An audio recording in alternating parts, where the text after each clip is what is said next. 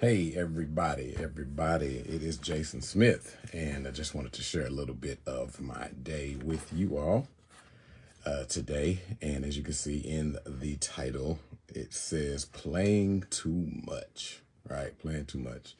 And many times, and all the time when I'm at school with my students, I learn a lot of lessons about life, about myself and things like that, and gain some insights on things. And of course, this particular school year, we have gone to 45-minute class periods. All right, so 45 minutes. Now that's short. You know, when you're trying to teach a lesson and get into a lesson cycle, and you're dealing with ninth graders, 14 and 15-year-old students, got a lot going on hormonally, relationally, just life, friends, peers, things going on at home. It's a lot of things, a lot of dynamics, a lot of variables at play. 45 minutes class periods, and we got 8 of them, right? And of course, we have a conference period in there, so most of us have 7 periods. Some of us have other responsibilities, so we have some other off periods in there. But average teacher probably got 5 to 7 of those periods, okay, in a day. All right, so and the curriculum did not get smaller, right? Our time got shorter, but the curriculum didn't shrink, and the STAR test is still exactly the same. Matter of fact, they probably got more questions on the STAR test this year than ever before. So you can imagine that we don't have a lot of time for sidebar conversations, off-task behavior, playing, stuff like that. And I am by nature a playful person, just by nature. I'm happy-go-lucky. I love joking and playing, and I'm just naturally, I kind of just have that personality. And man, so I found, and I have found and discovered that in these 45-minute classes, there is absolutely no time, or very little time, for cracking jokes, humor, just playing around, because you lose time, because the kids themselves don't know how to handle a little bit. Because they want, if you crack a joke, or you funny, or you land a good humorous moment, we're gonna try to extend that thing, as much as possible. We know how to hit it, and then get right back into what we was doing. And then sometimes, they have their own things going on. So they coming in with all kind of jokes and all kind of things that didn't happen in last period, or happened. This girl talking about that girl, and this boy like this girl. It's just all kind of stuff going on. And you trying to focus in on something, and then teaching math, I would dare to say that's probably the most disliked subject in high school is mathematics, probably. Just, because you're starting to get into advanced levels of math and whatnot. So anyway, trying to garner everybody's attention, it can be quite the challenge, and it is fun. The kids keep you lively, keep you young, and it's wonderful. But it got me to thinking about how life is.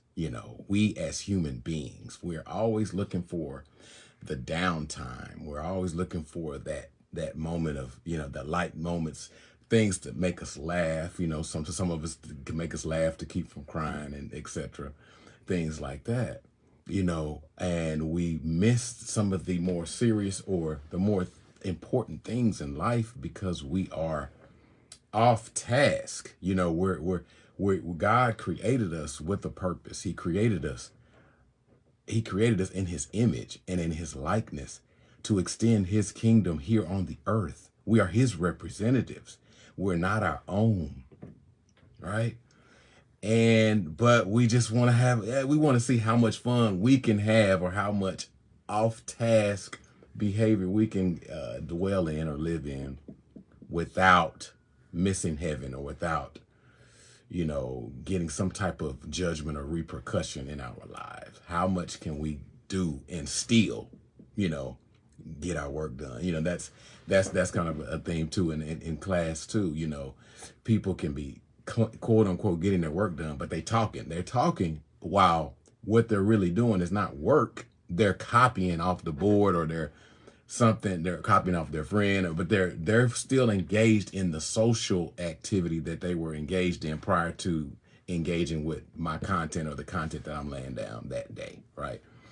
So it's the same way in life, you know, like sometimes we're trying to stay engaged in the thing that, you know, brings us our flesh or whatever pleasure in that regard, without actually really just giving our life over or listening to or what it was designed for, you know. So playing too much, you know, there is a such thing as playing too much. It can go too far. And I know when we have immature mentalities, and I'm just speaking from experience, we want all the time to be that down off task time, or, you know, rest, and, you know, we can't wait. We're always looking for the next break. We're coming in. When's lunch? You know, when is recess? When is this? When is that? And we're not engaged or in love with what we're doing on a day-to-day basis. We're looking for the next break, you know, and God didn't create us to be like that. You know what I'm saying? So I was just wanting to share part of my day with you, you know, that spoke to me today is, you know, there was a such thing as playing too much, you know, and the scripture in Romans 13 talks about it's high time. Okay, it is high time for us to awake out of sleep and to awake to righteousness. Sin not. Put on the armor of light. Cast off the armor of darkness, or the works of darkness. Put on the armor of light. Put on Christ Jesus. Put on Jesus Christ. Put on his mind, his attitude, you know. And so I just wanted to share that with you. That's where I'm at. So I appreciate you taking the time to listen, and we'll invite you out, man. On the weekends, on Sunday, if you're not doing anything, come check us out on Sundays at 11 at Pfizer and the Global. It's called The Gathering at Interglobal, and yeah, 7676 Hillmont Street, Suite 290R. I think you'll enjoy it. It's at 77040, okay, at 11 o'clock. And I believe it'll help your life. You know, we all need sharpening, and we need to know why we're here. We need to be comfortable in living who we are and not comparing ourselves to other people, and becoming equipped and being perfected as disciples of God in what he's called us to do. So just want to encourage you to come on out, okay? If you're not already a part of a fellowship and already all that. So if you're looking for something, bless you. Have a great night. Peace.